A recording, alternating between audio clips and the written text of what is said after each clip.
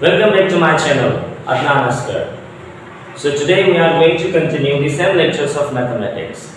The new course of mathematics for class 9 and that is for the SIN course. So आज हम जो है start करने जा रहे हैं कॉम्प्लेक्स नंबर्स के बारे में, ठीक है।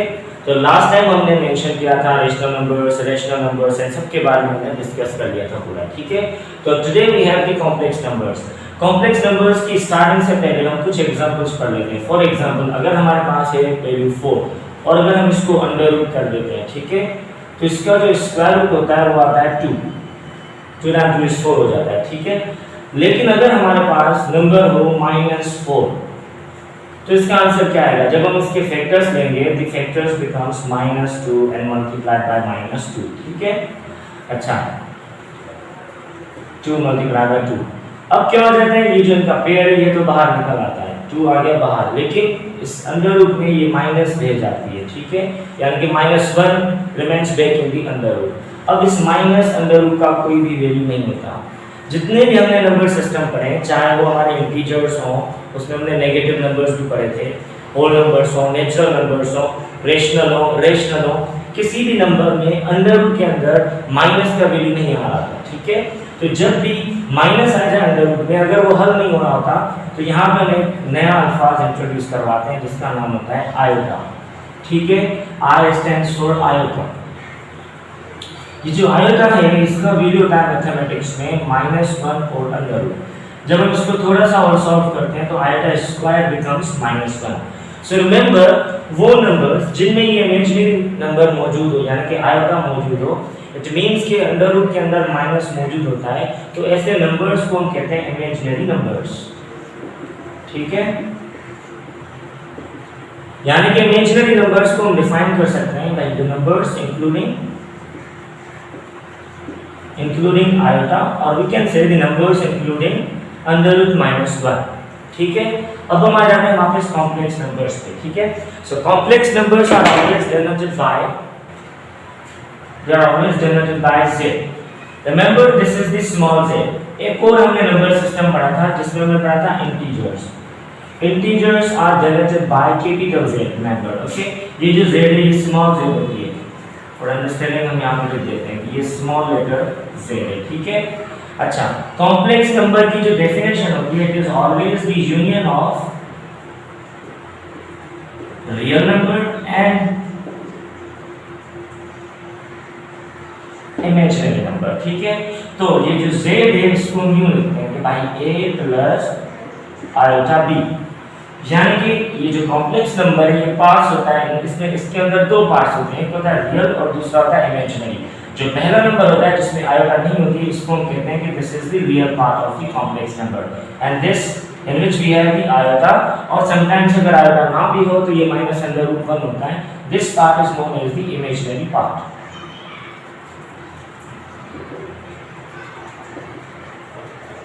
अच्छा, इसी कॉम्प्लेक्स नंबर को हम ये जो ओपन फॉर्म में लिख रहे हैं ये होता है हमारा आयोटा फॉर्म, ठीक है। अगर हम सेम इस आयोटा फॉर्म को ऑर्डर पेयर में चेंज करें तो हम इसको चेंज कर सकते हैं लाइक दिस। अगर ये हमारे पास है a iota b, we can write it down like this a, b, ठीक है। ये हम ऑर्डर पेयर पहले भी पढ़ते हैं। ये जो पहला हिस्सा होता है ये हमारा होता है एब्सिसा, और ये जो सेकंड नंबर हिस्सा होता है इसको हम कहते हैं ऑर्डिनल, जब भी हम ऑर्डर पेयर में लिखते हैं, ठीक है। सो ऑर्डर पेयर में होता है पहला पार्ट होता है एब्सिसा, दूसरा होता है ऑर्डिनल। ये जो एब्सिसा होता है यानी कि पहला पार्ट कॉम्प्लेक्स नंबर का ये होता है रियल पार्ट, और ये जो ऑर्डिनल है ये दूसरा पार्ट होता है, इसको हम कहते हैं कि this is the imaginary part. अच्छा, जब भी हम आयोटा फॉर्म में लिखते हैं तो यहाँ पे हम आयोटा को ओपन करके लिखते हैं, इमेजिनरी के साथ मेंशन करते हैं, लेकिन जब भी हम ऑर्डर पेयर में लिखते हैं तो आयोटा को नहीं लिखते। वहाँ पे अंडरस्टूड होता है कि जो सेकंड नंबर पार्ट होता है वो हमारा होता है इमेजिनरी। जब भी हम आयोटा फॉर्म में लिखते हैं इसको हम आगे पीछे कर सकते हैं like this, we can write it down कि भाई आयोटा b प्लस a कर दिया, इट्स ओके, क्योंकि यहाँ पे मेंशन है कि जिस नंबर के साथ आयोटा होगा वो इमेजिनरी नंबर होता है। लेकिन ऑर्डर पेयर में हम ऑर्डर्स को चेंज कभी भी नहीं कर सकते। रिमेंबर, क्योंकि जो पहला पार्ट है वो होता है हमारा एब्सिसा और वही रियल होता है। अगर ये आगे पीछे हो गए, सपोज कि अगर ये हो गया b कामा a, तो यहाँ पे जो b है ये रियल नंबर होगा और ये जो a है ये होगा हमारा इमेजिनरी नंबर। यानी कि जब हम इस b कामा a को ओपन करके लिखेंगे आयोटा फॉर्म में, तो ये हो जाता है b plus iota a। Okay, so remember कि ऑर्डर पेयर में ऑर्डर को चेंज कभी भी नहीं करते हम लोग। So that was all about the complex numbers introduction. ठीक है,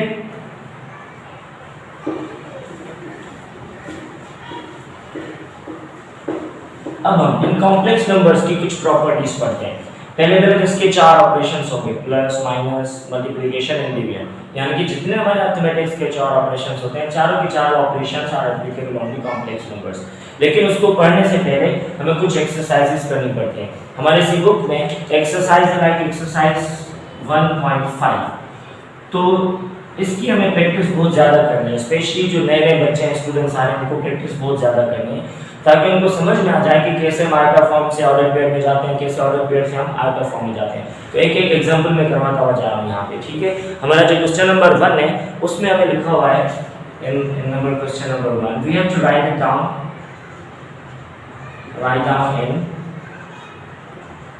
a plus iota b form. ठीक है, हमारे पास कुछ क्वेश्चंस हैं, उनको हमें a plus iota b form में ओपन करके लिखना है। ठीक है, फॉर एग्जांपल हम एक क्वेश्चन उठा लेते हैं जो कि है -3, 4। अब ये है हमारा ऑर्डर पेयर, इसका जो आयोटा फॉर्म हो जाएगा वो क्या हो जाएगा, हम इसको ओपन करके लिखेंगे। जो पहला पार्ट है वो हमारा रियल है, हमने यहाँ पे लिखा -3, और जो दूसरा पार्ट है वो है हमारा इमेजिनरी पार्ट, हम इसको लिखते हैं 4 प्लस आयोटा करके। ठीक है, जो हमारा क्वेश्चन नंबर 2 है उसमें हमें रियल एंड इमेजिनरी पार्ट्स को अलग अलग करके लिखना है। ठीक है, तो ये भी हमारी प्रैक्टिस होनी बहुत जरूरी है, क्योंकि जब हम आगे प्रॉब्लम सॉल्विंग करते हैं तो वहाँ पे हमें रियल और इमेजिनरी पार्ट्स को अलग अलग करके मेंशन करना होता है, which is the real part and which is the imaginary part. So remember, अगर ये ऑर्डर करते हैं, फॉर एग्जांपल अगर मेरे पास क्वेश्चन है यहाँ पे 9 आयोटा प्लस 4, जिसमें मैंने अभी बताया कि अगर हमारे पास आयोटा फॉर्म होते हैं तो वो आगे पीछे हो सकते हैं। आयोटा फॉर्म में ये नहीं याद करते हम कि पहला रियल होगा और दूसरा इमेजिनरी होगा। ठीक है, तो इसको अगर हम पहले हम ऑर्डर पेयर में चेंज करते हैं। ऑर्डर पेयर में चेंज करने के लिए जो 4 है इसका रियल पार्ट हम लिखेंगे पहले, और जो 9 है ये हमारा इमेजिनरी पार्ट है, इसको लिखेंगे बाद में। लेकिन अगर हमें यहाँ पे मेंशन करना हो तो हम यूँ मेंशन करते हैं, भाई real part of this complex number is 4 and it's imaginary part is 9। ठीक है, जब भी हम इमेजिनरी पार्ट को मेंशन करते हैं या कहीं पे भी हम लिखते हैं तो आयोटा को नहीं लिखते, आयोटा सिर्फ इस आयोटा फॉर्म में लिखते हैं बस। यहाँ पे अंडरस्टूड होता है कि since it is imaginary number so it will always include the -1 in it. Okay, so ये हमारी हो गई नोटेशन। अच्छा, अभी हम जब इसी एक्सरसाइज में आगे जाते हैं, क्वेश्चन नंबर 4 और 5 में जब हम आगे जाते हैं तो वहाँ पे हमारा एक क्वेश्चन नंबर 3 में है there is the another term that is conjugate. ठीक है, कॉन्जुगेट ऑफ कॉम्प्लेक्स नंबर्स। ठीक है, कॉन्जुगेट बेसिकली यही हमने फॉर एग्जांपल z लिखा और इसका हमने वैल्यू लिखा है भाई a आयोटा b, एक जनरल फॉर्म हमने लिखा है कॉम्प्लेक्स नंबर का। कॉन्जुगेट का मकसद ये होता है कि by conjugate we mean to change the sign of imaginary part। ठीक है, जो इमेजिनरी पार्ट होता है उसकी हम साइन चेंज कर देते हैं। अगर वो प्लस में तो हम उसको माइनस कर देते हैं, अगर वो माइनस में तो हम उसको प्लस कर देते हैं। रिमेंबर, जो कॉन्जुगेट है it is always denoted bye, जिस भी नंबर का हम कॉन्जुगेट लेते हैं, फॉर एग्जांपल अगर हम z का कॉन्जुगेट ले रहे हैं तो इसके ऊपर हम यूं बार दे देते हैं। ठीक है, ये जो बार है इसका मतलब होता है कि this is the conjugate of that number z। तो अगर हम इसी का कॉन्जुगेट लेंगे तो it will become z conjugate is equals to a plus iota b, sorry a minus iota b। यहाँ पे जो हमारा इमेजिनरी पार्ट था वो था आयोटा b और इसकी हमने सिंबल चेंज कर दी। अगर ये आगे पीछे होता, for example z2 is equals to ये होता b आयोटा माइनस a, तो इसका अगर हम कॉन्जुगेट लेते तो ये कॉन्जुगेट हो जाता कुछ इस तरीके से, ये जो b आयोटा है ये हो जाता हमारा b माइनस का आयोटा, लेकिन जो रियल पार्ट है उसकी साइन कभी भी हम चेंज नहीं करते, वो सेम रहती माइनस पे। ये तो था कि जब हमारे पास आयोटा फॉर्म में हो और हम कॉन्जुगेट कैसे लेते हैं। अगर सेम हमारा ऑर्डर पेयर में होता, फॉर एग्जांपल हम सेम नंबर लिख रहे हैं कि z is equals to a, b, अगर हम इसका कॉन्जुगेट लेना, हमने यहाँ पे दी ऊपर बार, और बार देने के बाद रियल नंबर की जो साइन है वो हम सेम लिखते हैं, और जो इमेजिनरी इसके हम साइन कर देते हैं चेंज। ठीक है, तो जो हमारा क्वेश्चन नंबर 3 है उसमें सारे के सारे इस तरीके के एग्जांपल्स हैं। वहाँ पे हमें सिर्फ और सिर्फ क्या करना है, इन सब की सिंबल्स चेंज करनी है। अच्छा याद रखें, अगर हमारे पास डबल कॉन्जुगेट आ जाए तो कोई इशू नहीं है, इसी सेम नंबर का अगर हम दोबारा कॉन्जुगेट ले लेते हैं, यहाँ पर हम लिखते हैं कि भाई अगेन बाय कॉन्जुगेट। अगर हम इसी सेम नंबर का दोबारा कॉन्जुगेट ले लेंगे, ऊपर हमने ब्रैकेट दी और यू कैन सी कि यहाँ पे दो कॉन्जुगेशंस की सिंबल्स हैं, यहाँ दो बार्स हैं। तो अगेन हम क्या करेंगे, इसको दोबारा चेंज कर देंगे। ए हमारा वही रहता है, ये जो माइनस बी है इसकी साइन हम चेंज करेंगे और ये डी के बराबर हो जाता है। या नाउ यू कैन सी कि जो z का वैल्यू था a का b, जब हमने डबल कॉन्जुगेट किया है तो वो भी हमारा आंसर सेम आया जैसे हमारा था z। तो यहाँ पर याद करने की जरूरत होती है कि जो z डबल कॉन्जुगेट होता है वो हमेशा बराबर होता है ओरिजिनल कॉम्प्लेक्स नंबर के, और यहाँ पे जो हमारा ओरिजिनल कॉम्प्लेक्स नंबर था वो या तो a, b है या फिर a, आयता b होता है। ठीक है, सो अब तक जितने भी हमने क्वेश्चंस पढ़े इन सब में हमें जो याद रखने की चीजें वो कौन कौन सी होती है कि we can separate the real and imaginary parts from the complex number. Remember complex numbers are always the union of imaginary parts and the real parts. ठीक है, और इनको लिखने के दो तरीके होते हैं, एक होता है ओपन फॉर्म को हम कहते हैं आयोटा बी फॉर्म। ठीक है, और दूसरा होता है क्लोज फॉर्म को हम कहते हैं ऑर्डर पेयर वाला फॉर्म। आयोटा फॉर्म में हो यानी ओपन फॉर्म हो तो ऑर्डर का कोई भी फर्क नहीं पड़ता, आप इमेजिनरी पहले लिखें या रियल पहले लिखें, डजंट मैटर। लेकिन whenever we are talking about the order pair form, तो रिमेंबर यहाँ पे ऑर्डर मैटर्स। यहाँ पे हमें पहला जो होता है यानी कि एक्सिस वो हमें रियल पार्ट लिखना होता है, और जो ऑर्डिनल होता है यानी कि सेकंड पार्ट उसको हमें इमेजिनरी पार्ट लिखना होता है एट एनी कॉस्ट। ठीक है, सो अभी हम चलते हैं आखिरी क्वेश्चन इसी एक्सरसाइज की तरफ। ठीक है, it is also related to the complex numbers. तो अगर हमारे पास क्वेश्चंस आ जाए कि भाई find the values of x and y, और हमारे पास कुछ क्वेश्चंस हो like find the values of x and y, हम एक एग्जांपल कर लेते हैं स्मॉल वाला। ठीक है, like we have x plus y iota and that is equal to -5 plus 5 iota suppose. ठीक है, अब ये हमारे पास एग्जांपल है। सो रिमेंबर जब भी दो कॉम्प्लेक्स नंबर्स आपस में बराबर हो, यानी कि ये भी हमारा कॉम्प्लेक्स नंबर है z1 हम इसको कर देते हैं, और ये भी हमारा z2 जो है कॉम्प्लेक्स नंबर है, जब भी there is a sign of equality between two complex number, तो याद रखने की बात होती है इस कॉम्प्लेक्स नंबर का जो रियल पार्ट है वो रियल पार्ट के बराबर होता है, और जो इमेजिनरी पार्ट है वो इमेजिनरी पार्ट के बराबर होता है। ठीक है, तो equating both the complex numbers हम यहाँ पे लिखेंगे कि भाई इसका जो रियल पार्ट है वो है हमारा x, और इस कॉम्प्लेक्स नंबर का जो रियल पार्ट है वो है -5, और इसका जो इमेजिनरी पार्ट है वो है हमारा y, और जो इसका इमेजिनरी पार्ट है वो हमारा है 5। तो हमारा आंसर आ गया कि x और y के वैल्यूज क्या होंगे, -5 और +5। ठीक है, यहाँ पे मैं सिर्फ और सिर्फ वैल्यूज को मेंशन करना था। एक और एग्जांपल कर लेते हैं, अगर वो थोड़ा सा कॉम्प्लेक्स हो जाए।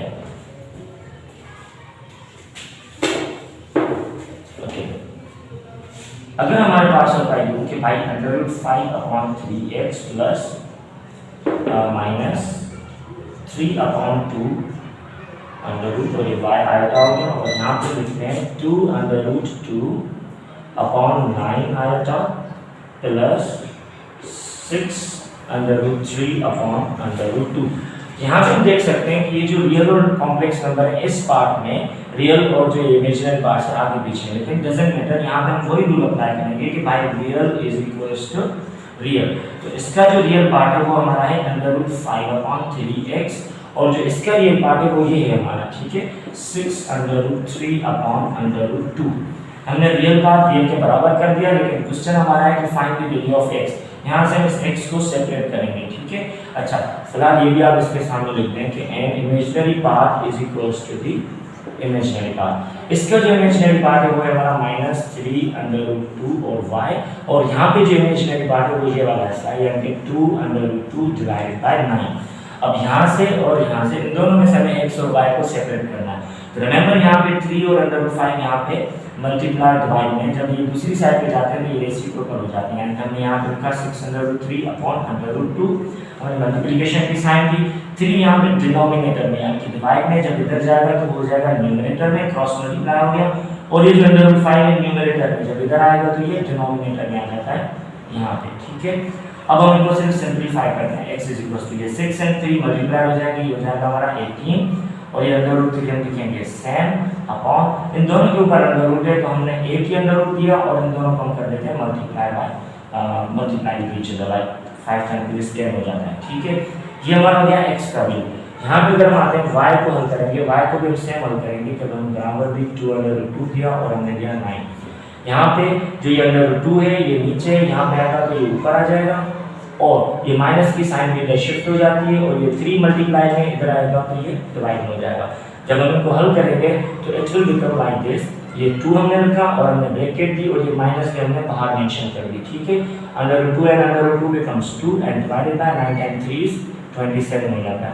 तो आंसर विल बी 4/27।